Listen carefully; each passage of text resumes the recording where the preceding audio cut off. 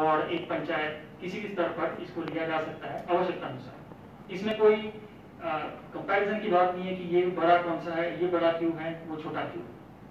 एक containment zone में एक जोगिंद्रनगर का मैटर है जहां पर कि 3 परिवार के सदस्य बाहर से आए थे, तीनों के तीनों घर में रहे, घर में और कोई उनके अगल बगल में कोई इंटरेक्शन नहीं रही, तो वहां पर एक घर तक ही हमने कंटेनमेंट जोन को सीमित कर दिया।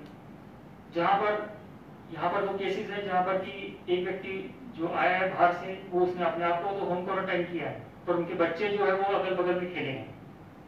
अगर होम क्वारंटाइन बहुत अच्छे से किया हो तो ऑब्वियसली स्प्रेड होने की संभावना नहीं है, पर प्रशासन इसमें कोई चांस नहीं ले सकता है। बच्चों की मूवमेंट रही है, सेकेंडरी कॉन्टैक्ट्स भी वहां पर तैयार होते हैं। इस सब चीज को देखते हुए जहाँ पर भी एरिया है उस हिसाब से एरिया को बढ़ाना पड़ सकता है। तो केस टू केस बेसिस पे यहाँ पर किए जा रहे हैं। अननेसेसरी कुछ लोग जो इसमें डाउट रेज कर रहे हैं उनको मैं बताना चाहूंगा कि प्रशासन जो है वो जितना मिनिमम डिस्टर्बेंस हो सकता है उस दृष्टि से कार्य करता है। जितना मिनिमम कर सकते हैं उतना मिनिमम उसको रखने की कोशिश करते हैं।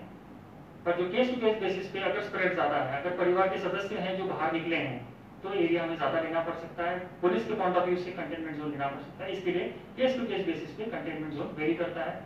आपसे आग्रह रहेगा कि बात प्रशासन पे छोड़ दें कि कितना एरिया बनाना है, किस तरह से बनाना है। अगर किस व्यक्ति को कोई दिक्कत हो हमारे कंटेनमेंट जोन से, तो वो हमारे ध्यान में बात ला सकता है कि आपको दिक्कत हो रही है कुछ इस वजह से, and we can consider it. Case to case basis पे उसको कंसिडर करेंगे। अगर संभव हो पाया तो हम समाधान करने की कोशिश करें, अगर नहीं संभव हो पाया तो काइंडली आप हमें 14 दिन के लिए सपोर्ट करें। जो भी कंटेनमेंट जोन नोटिफाई होता है वहां पर जो पॉजिटिव केस आया है उससे लेकर 14 दिन तक गिना जाता है। 14 दिन तक अगर कोई भी पॉजिटिव केस उस एरिया उस कंटेनमेंट जोन में नहीं आया तो फिर उस कंटेनमेंट जोन के ऑर्डर्स को विड्रॉ किया जाता है।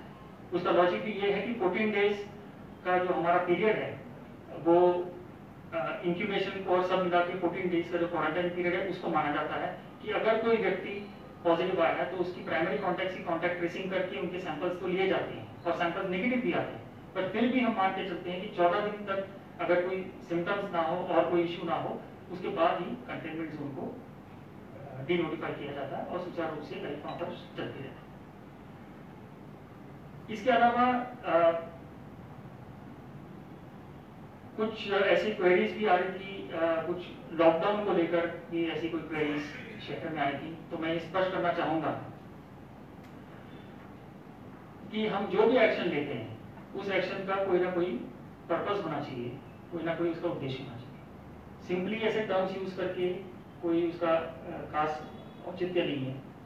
जो पहला नेशनल लेवल पे लॉकडाउन लगाया गया था उसके कुछ ऑब्जेक्टिव थे विशेषता मेडिकल रिस्पांस को डेवलप करने के लिए, मेडिकल रिस्पांस को टाइम देने के लिए ताकि हम मेडिकल सेटअप अपना कर पाए, और साथ ही साथ लोगों को भी अवेयर करने के लिए कि ये वायरस क्या है, किस तरह से अपने अपनी प्रिकॉशन लेनी है, किस तरह से बचाव करना है, मास्क पहन के जाना है।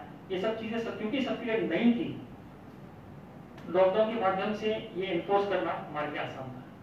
पर आज के दिन में जहां मंडी शहर की अगर हम बात करें तो इसमें हमारी जो स्ट्रेटेजी है, जैसे मैंने पहले कहा, इज थ्रू कंटेनमेंट, जिसमें हम एक घर से शुरुआत करते हैं और जितना जरूरत पड़ता है उतना एरिया हम कंटेनमेंट में लेते हैं।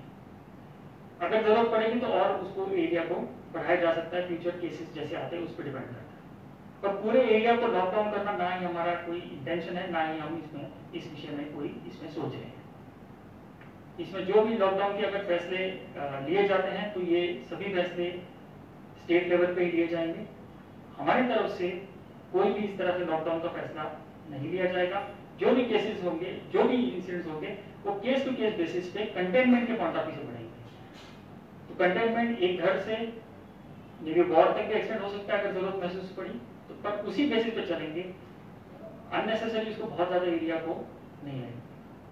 इसमें यह बात भी क्लियर है कि जैसे हमारे अभी केसेस रामनगर में आए हैं, कुछ केसेस हमारे जेल रोड पे आए हैं, कुछ पैलेस में आए हैं, तो it doesn't make much sense कि हम खलियार, पुरानी मंडी और बाकी एरिया को लॉकडाउन करें कंटेनमेंट का।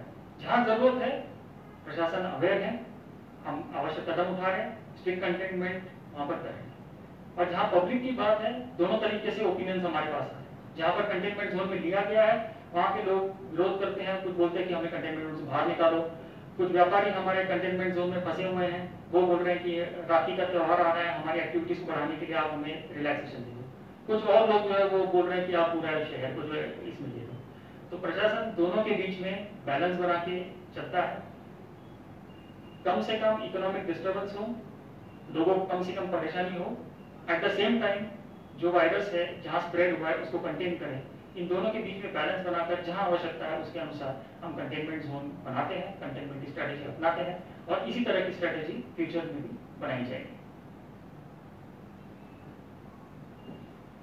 मेरा लोगों से आग्रह है कि इस लॉकडाउन की प्रक्रिया जिस तरह से कुछ लोग डिमांड कर रहे हैं या चाह रहे हैं, मैं चाहूंगा कि लोग अपने सेल्फ डिसिप्लिन के माध्यम से इसको इम्प्लीमेंट करें और हमारा साथ दें।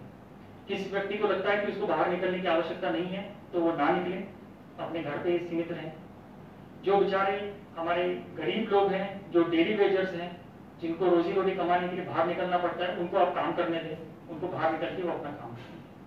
जहां जरूरत पड़ेगी वहां रिस्ट्रिक्शंस हम लगाएंगे, पर इस सेल्फ कंट्रोल से, सेल्फ डिसिप्लिन से हम इसमें कामयाब हो सकते हैं। और जिसको जो जरूरत है, जो अगर मेजॉरिटी लोग जिनको जरूरत है बाहर निकलने की, वो अपने आप घर रह सकते हैं। जो बाहर निकल रहे वो अपना काम कर सकते हैं, ताकि किसी को भी ज्यादा परेशानी का सामना नहीं करना पड़े। इसके साथ मैं आपके माध्यम से अपील भी करना चाहूंगा कि अगर किसी, क्योंकि अभी जो पीरियड हमारा चला हुआ है वो अनलॉक के फेजेस है, जिसमें मूवमेंट काफी ज्यादा है, चाहे जिले के अंदर हो, इंटर डिस्ट्रिक्ट मूवमेंट हो, स्टेट के बाहर की मूवमेंट। लोग आ रहे हैं, जा रहे हैं, एक्टिविटीज चल रही है, इकोनॉमिक एक्टिविटीज चल रही है। इसमें कौन सा व्यक्ति कहां पर वायरस को कैच कर ले, कहां पर संक्रमित हो, ये कहा नहीं जा सकता। कोई दूसरे जिले में भी जाकर वहां पर भी जिस तरह से केसेस बढ़े हैं वहां पर भी संक्रमित हो सकता है। कुछ लोग ऐसे भी केसेस आए कि यहाँ से जो चंडीगढ़ गए ट्रीटमेंट के लिए, वो भी पॉजिटिव वापस आते हुए पॉजिटिव हुए हैं। तो हम ये नहीं बोल सकते कि कौन पॉजिटिव होगा, किस तरह से होगा, कहां पर संक्रमित होगा। तो मेरे आपके माध्यम से सभी लोगों से अपील है कि किसी भी व्यक्ति को अगर कोई सिम्टम्स आते हैं, लक्षण आते हैं, कोरोना वायरस के, कोविड-19 के कोई लक्षण आते हैं, तो कृपया करके सबसे पहले अपने आप को आइसोलेट करें। उसके पश्चात अपने जो हेल्थ वर्कर हैं, आंगनबाड़ी वर्कर, आशा वर्कर्स हैं, जो आपके हेल्थ सुपरवाइजर्स हैं, बाकी हेल्थ के डिपार्टमेंट के लोग हैं, डीएमओ, सीएमओ, सभी लोग हैं, उनके आप संपर्क कर सकते हैं। आपको वो ट्रीटमेंट भी करेंगे और आपको उस तरीके का सैंपल भी देंगे। पर नजरअंदाज करना लक्षण को, अभी जो हाल ही में केसेस आए इसमें हमारी ये ऑब्जर्वेशन रही है कि लोगों ने थोड़ा सा जो सिम्टम्स उनको पहले आए थे उसके बावजूद भी उन्होंने उसको नजरअंदाज किया कि भी ये शायद मौसम बदल रहा है, फ्लू, नॉर्मल फ्लू होगा, कोई यहाँ से कोई बाहर गया है, वहां पर ठंडा था, वहां पर वापस आ गए, इस वजह से उनको लगा कि लक्षण आए होंगे। पर इस तरह की हमें सावधानी बरतने की आवश्यकता है कि अगर लक्षण आते हैं किसी भी व्यक्ति को, जिसमें कि खांसी, सर्दी, बुखार, सांस लेने की दिक्कत, ये अगर लक्षण आते हैं तो इमीडिएटली अपने आप को आइसोलेट करें, हेल्थ प्रोफेशनल्स को कांटेक्ट करें, आपकी ट्रीटमेंट भी की जाएगी, आपकी सैंपल भी उठाए जाएंगे। पर विद सिम्टम्स अगर आप पब्लिक में जाएंगे, बाकी लोगों से मिलेंगे, तो संक्रमण का खतरा जो है और बढ़ सकता है और ज्यादा फैलता है। यही हमने रिसेंट जो हमारे केसेस आए इसमें देखा है। इसके साथ साथ ही एक और भी इशू आया था, क्योंकि अभी सैंपल्स की संख्या बहुत ज्यादा बढ़ गई थी, तो कुछ लोग सैंपल दे रहे थे, उसके बाद जो है वो बाहर निकल रहे थे। तो हमने कल एक ऑर्डर भी निकाला है, डिजास्टर मैनेजमेंट एक्ट के अंतर्गत सेक्शन 54 के अंतर्गत हमने ऑर्डर निकाला है, जिसमें हमने डायरेक्शन दी है कि जो भी व्यक्ति अपना सैंपल देगा, सैंपल के रिजल्ट आने तक वो अपने आप को आइसोलेट करके रखेंगे। आइसोलेट करें, जिस दिन रिजल्ट आएगा उसके आधार पे आगे वो बढ़ सकते हैं। अगर प्राइमरी कॉन्टैक्ट है तो आने वाले दिनों के लिए वो अपने आप को होम क्वारंटाइन कर लें 14 दिन के लिए। अगर कोई ऐसा डायरेक्ट रिलेशन नहीं है तो बाकी कार्य भी कर सकते हैं। पर सैंपल देने से रिजल्ट आने तक किसी भी तरह के की पब्लिक गैदरिंग में बाहर निकलना, लोगों से मिलना, ये ना करें। अब इसके लिए हमने ऑर्डर निकाला है, तो इसमें 1 साल की सजा और जुर्माना भी है अगर इसमें कन्विक्शन होती है। तो पुलिस को हमने बताया है कि अगर कोई भी ऐसा केस पाया जाता है हेंसफोर्थ, तो हम उनके खिलाफ सख्त एक्शन लेंगे। हेल्थ डिपार्टमेंट को बुलाए जो सैंपल्स ले रहे हैं, कि जिसको भी सैंपल लिया जाता है उसको उस पर ये बोला जाए कि रिजल्ट आने तक अपने आप को आइसोलेट करके रखे, ताकि ऐसे केसेस ना आए कि बंदे ने सैंपल दे दिया और पॉजिटिव आने से पहले वो और 4-5 लोगों से मिले।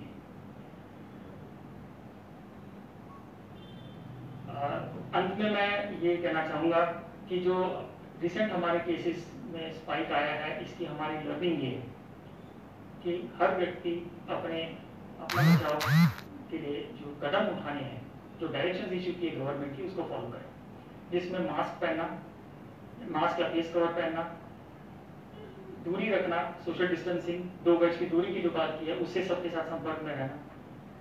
क्योंकि जहां पर भी कोई व्यक्ति पॉजिटिव आया है, जो व्यक्ति पॉजिटिव आता है उसको पता नहीं होता कि वो पॉजिटिव है, वो उस जब बीमारी को अपने घर ले जाता है तो आपने देखा है कि पूरा परिवार संक्रमित होता है, क्योंकि घर में आपका कोई डिफेंस नहीं है।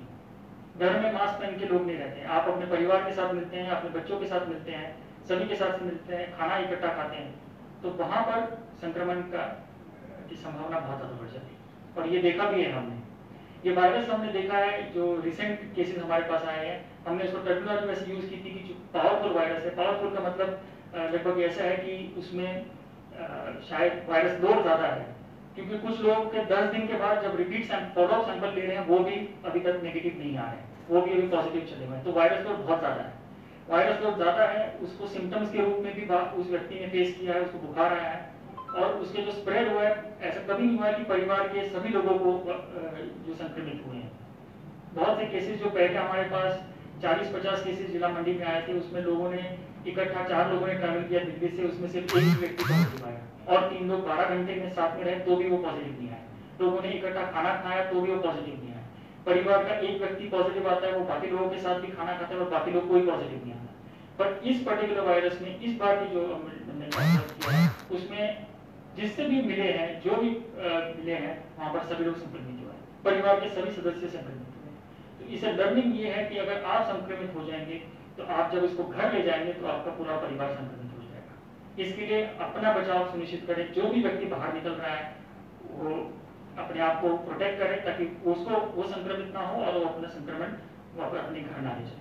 और साथ ही साथ जो सोशल गैदरिंग्स हैं इसको कम से कम किया जाए, अवॉइड करें, सबसे बेस्ट। चाय पे किसी के साथ बैठना, खाने पे किसी के साथ बैठना, बाकी भी कुछ गेट टुगेदर्स करने, ये सब चीजें अवॉइड करें तो सबसे बेस्ट है अगले 6 महीने के लिए। क्योंकि जब भी ये गैदरिंग्स होती हैं तभी आपका डिफेंस ड्रॉप हो जाता है। अगर चाय किसी के साथ पीनी है तो मास्क नीचे आ जाता है, इंटरेक्शन बढ़ जाता है, आधे घंटे के साथ बैठ लेते हैं चाय पीने तक, और वहां पर संक्रमण का खतरा हमेशा रहता है। तो मेरे सभी लोगों से अपील है कि जो डायरेक्शंस हैं गवर्नमेंट की, प्रशासन जो समय समय पर इशू करता है, उनको सभी लोग फॉलो करें और हम मिलजुल कर इसमें कामयाब हो पाएंगे। अब की जो स्थिति है उसमें मैं बताना चाहूँगा कि प्रशासन पूरी तरीके से कंट्रोल में है। जितने भी केसेस आ रहे हैं वो हमारे एक्सपेक्टेशन के अनुसार है, और जितने भी केसेस आने वाले दिनों में भी संभावना है कि बढ़ जाएंगे, क्योंकि कुछ लोगों के प्राइमरी कॉन्टैक्ट से सैंपल्स लिए हैं, तो केसेस जैसे ही बढ़ते आएंगे we are fully prepared to deal with any situation.